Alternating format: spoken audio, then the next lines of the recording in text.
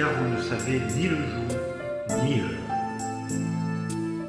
Car c'est comme un homme qui, s'en allant hors du pays, appela ses propres esclaves et leur remit ses biens. Et à l'un, il donna 5 talents, à un autre 2, à un autre 1, à chacun selon sa propre capacité. Et aussitôt il s'en alla hors du pays. Or, celui qui avait reçu les 5 talents s'en alla et les fit valoir, et acquit 5 autres talents. De même aussi, celui qui avait reçu les 2 en gagna lui aussi 2 autres.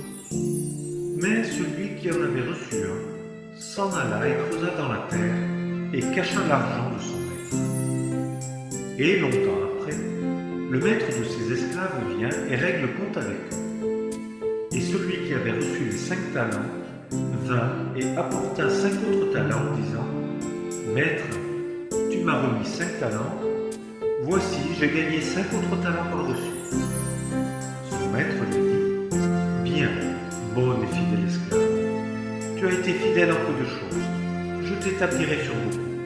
Entre dans la joie de ton maître. Et celui qui avait reçu les 2 talents vint aussi et dit : Maître, tu m'as remis 2 talents, voici, j'ai gagné 2 autres talents par-dessus. Son maître lui dit : Bien, bon et fidèle esclave, tu as été fidèle en peu de choses, je t'établirai sur beaucoup. Entre dans la joie de ton maître. Et celui qui avait reçu 1 talent vint aussi et dit : Maître, je te connaissais, que tu es un homme dur, moissonnant où tu n'as pas semé et recueillant où tu n'as pas répandu. Et craignant, je m'en suis allé et j'ai caché ton talent dans la terre. Voici, tu as ce qui est à toi.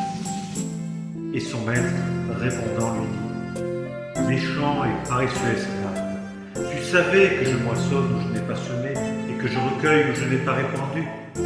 Tu aurais donc dû placer mon argent chez les banquiers, et quand je serais venu, j'aurais reçu ce qui est à moi avec l'intérêt. Ôtez-lui donc le talent et donnez-le à celui qui a les 10 talents. Car à chacun qui a, il sera donné et il sera dans l'abondance. Mais à celui qui n'a pas, cela même qu'il a lui sera ôté.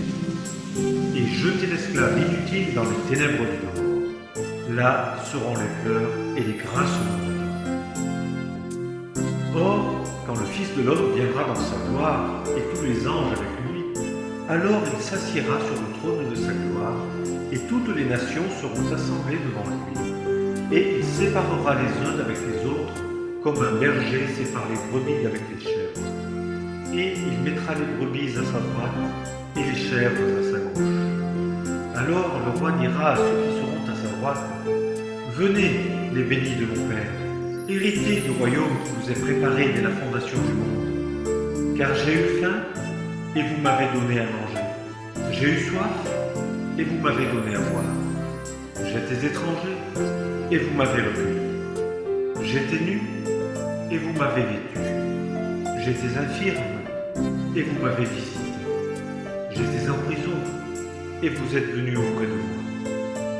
Alors les justes lui répondront, disant : Seigneur, quand est-ce que nous t'avons vu avoir faim et que nous t'avons nourri, ou avoir soif et que nous t'avons donné à boire? Et quand est-ce que nous t'avons vu étranger et que nous t'avons recueilli, ou nu et que nous t'avons vêtu? Et quand est-ce que nous t'avons vu infirme ou en prison et que nous sommes venus auprès de toi?